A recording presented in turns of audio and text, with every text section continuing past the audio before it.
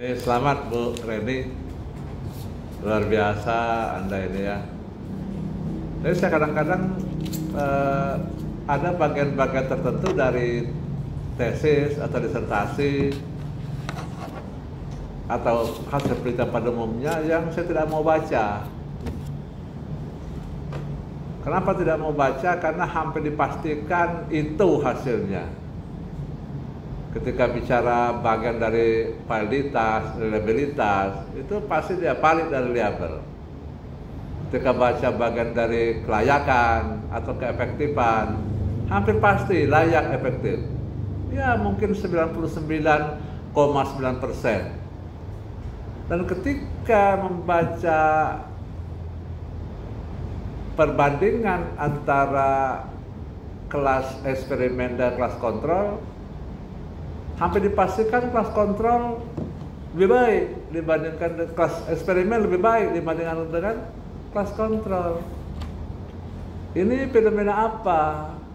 Gitu. Di bidang farmasi, bidang kedokteran itu jarang terjadi kepastian semacam itu. Gitu. Bagaimana Anda bisa menjelaskan bahwa kelas eksperimen itu benar-benar lebih bagus hasilnya dibandingkan dengan kelas kontrol? Silakan. Baik, terima kasih Prof.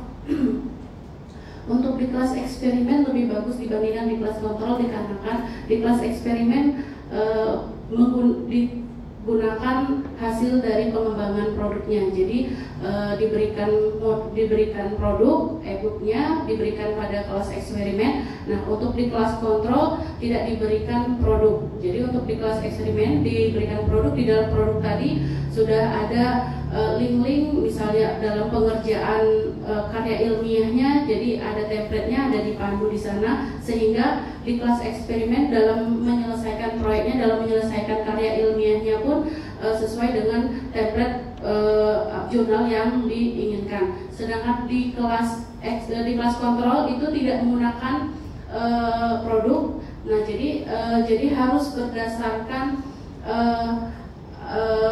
kemauan sendiri kayak gitu Pak. Jadi ada 4 kelompok itu Prof tidak ingin mencari tahu lebih, jadi akhirnya karya ilmiahnya sangat tidak layak untuk disubmit. Jadi akhirnya harus kita revisi ulang beberapa kali sehingga dia siap untuk disubmit. Baik, karena memang kita itu belum secara tegas meminta pertimbangan dari komisi etik. Dalam riset itu, terutama riset yang terkait dengan manusia, termasuk riset-riset di bidang pendidikan, kalau sejak awal diduga akan terbukti bahwa cara seperti ini itu akan lebih baik hasilnya dibandingkan dengan cara lain, itu tidak bisa disetujui. Karena peneliti itu harus imparsial. Tidak boleh kita akan mengangkat derajat kelompok tertentu dengan cara mengorbankan kelompok lain. Apalagi akan mengangkat derajat diri sendiri untuk menggapai gelar doktor. Jadi kalau Ibu misalnya sampai pada simpulan bahwa kelas eksperimen itu lebih rendah hasilnya dibandingkan dengan kelas kontrol, Ibu tidak membuat Ibu tidak terhormat.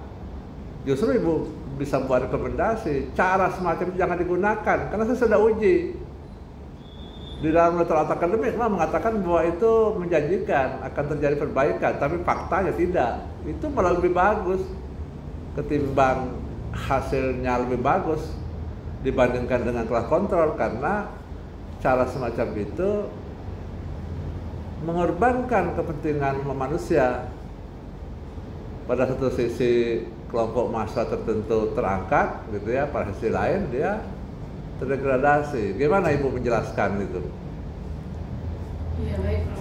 Jadi untuk itu agar tidak adanya kejomplangan kayak gitu ya Prof ya. Jadi akhirnya di kelas kontrol yang tidak menggunakan produk itu akhirnya tetap dibimbing Prof, dibimbing setelah mendapatkan ini, dibimbing sehingga karya ilmiahnya direvisi beberapa kali sehingga dia siap disubmit karya ilmiahnya. Jadi setelah penilaian ada revisi-revisi berikutnya, gitu Prof. Baik, saya menghargai ketekunan Ibu meneliti spesies pakis ya, atau pako kalau bahasa Maras itu. Tapi itu kan nama untuk masing-masing daerah itu berbeda. Mungkin nama bahasa Indonesianya bisa diseragamkan, tapi nama bahasa Indonesia, nama daerah, bahasa daerah pasti berbeda. Lalu bagaimana Ibu mengkonversi dari nama spesies dalam bahasa daerah dikonversi ke dalam bahasa Indonesia dan dikonversi ke bahasa Latin? Ada semua bahasa Latinnya kan?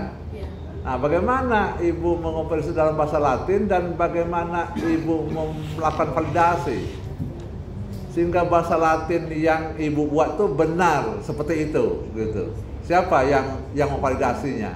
Kan tadi banyak sekali ya bahasa Latin itu ya. Siapa yang validasinya itu? Ya, terima kasih Prof. Kalau untuk bahasa Latin setiap ilmiah ya Prof ya, jadi dia tuh sudah ada Prof. Jadi kalau di internet itu ada di plantamor.id. Jadi plantamor itu adalah kayak nama-nama Latin saat kita tidak tahu nama Latinnya, jadi kita cukup dengan nama bahasa dusunnya atau bahasa daerahnya, atau bisa juga saat kita googling searching itu dengan memfoto spesiesnya. Jadi nanti otomatis keluar taksonominya, Prof. Siapa yang membuat taksonomi itu? Binomial nomenklatur itu ada Bapak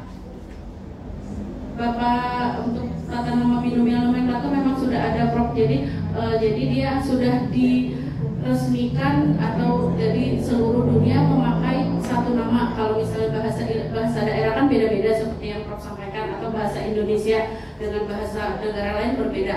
Nah, untuk menyamakan atau menyeragamkan sehingga Bapak Botani ini membuatlah namanya binomial nomenklatur. Kalau di bahasa ilmiah jadi ada dua suku kata. Yang pertama itu adalah genusnya, yang kedua adalah spesiesnya.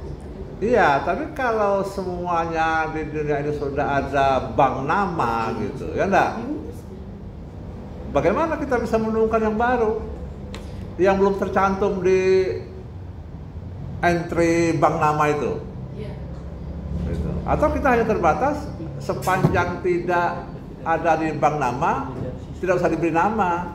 Karena nama Latin itu kan sebetulnya agar ada keseragaman secara dunia. Gitu.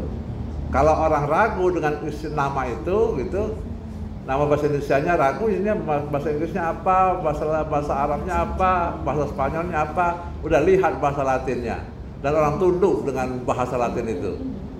Apa memang seperti itu? Untuk yang benar-benar belum baru ditemukan spesies yang benar-benar baru, karena sekarang kan banyak spesies itu yang muncul spesies baru. Saya ingat sekali gitu di kampung saya, karena saya anak tani dari kecil ya, gitu. Ketika saya masih kecil, banyak sekali jenis rumput tertentu yang tidak ada.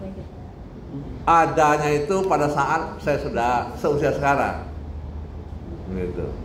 Tapi sebaliknya juga, banyak sekali dulu waktu saya masih kecil, tumbuhan itu ada, sekarang udah nggak ada, gitu. Nah gimana itu? Kan ada kemungkinan semacam dalam tanda petik metamorfosis ya, tumbuhan sehingga muncullah tumbuhan baru. Gimana itu penamaannya? Ya baik, siap. Jadi kalau untuk jika ada spesies yang ternyata atau jika ada jenis paku yang ternyata belum ada taksonominya, belum ada spesiesnya, itu prosesnya itu Prof akan dikirimkan ke LIPI. Nah, namun kalau untuk spesies yang ada di Kota Lubuk Linggau itu yang ditemukan adalah spesies-spesies yang umum atau yang sering ditemukan atau sering dijumpai. Nah, kalau kemarin penelitian saat S2 Prof gitu ya, jadi ada teman yang dari daerah Kaur itu menemukan ikan, dan ternyata setelah diidentifikasi berdasarkan morfologi dan anatominya itu ikan belum ada namanya gitu Prof, belum ada di bank tadi. Jadi akhir namanya ikan mungkus, namun nama spesiesnya belum ada. Kalau orang daerah Kaur dan mana nyebutnya ikan mungkus, saat dicari nggak tahu nama ilmiahnya, dan akhirnya itu prosesnya harus dikirimkan ke LIPI dahulu. Jadi nanti dan prosesnya lumayan lama baru keluar nama spesiesnya gitu. Ya, lalu siapa yang punya hak paten untuk beri nama itu? Jadi biasanya kalau untuk pemberian nama, jadi orang LIPI akan memberikan nama gitu ya Prof, karena mereka akan membuat namanya berdasarkan kunci determinasi. Kunci determinasi itu mulai dari ciri-ciri terumum ke ciri terkhusus, sehingga nanti dibuatlah sebuah nama ilmiah, nama spesiesnya. Dan untuk menghargai penemu biasanya itu ada 3 inisial huruf yang diberikan, ditaruh di belakang nama, dan itu diberi titik tanda itu adalah nama atau inisial penemunya, seperti itu. Baik, ya saya ingin tahu nanti jangan sampai ini ya, karena saya tanya juga orang bahasa, mengapa England kok di Indonesia jadi Inggris, ya enggak? Mengapa Holland di Indonesia jadi Belanda? Ternyata saya tidak menemukan jawaban yang benar-benar pas, gitu, ya enggak? Padahal mestinya kita bisa juga menjelaskan bahwa orang itu menulis sesuatu seperti apa yang dia dengar, gitu. Karena Holland itu kan Walanda gitu ya, Walanda kan mungkin agak begitu ya, jadi Belanda aja. England lah itu jadi Inggris, Spain jadi Spanyol gitu kan, begitu kan? Gitu. Itu sangat mungkin juga tidak ada penjelasan ilmiahnya, tapi karena konvensi saja. Dan ketika disepakati semua orang, maka jadilah dia. Terakhir, saya sangat tertarik dengan visi prodi biologi di Universitas Selampari ini, melaksanakan proses pembelajaran yang efektif. Ibu bisa tidak membuat penjelasan seperti apa yang dimaksud dengan efektif itu?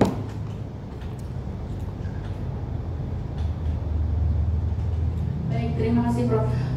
Yang efektif di sini adalah yang sesuai dengan CPMK dan sub CPMK. Jadi hasil dari pembelajarannya itu sesuai dengan CPMK yang telah dibuat. Nah, jadi untuk di sini visi-misinya, jadi dosen itu membuat modul atau bahan ajar lainnya, media, terus menggunakan model, menggunakan strategi dan sebagainya, itu bagaimana modelnya yang cocok dengan materinya sehingga hasilnya itu sesuai dengan CPMK dan sub CPMK, Prof.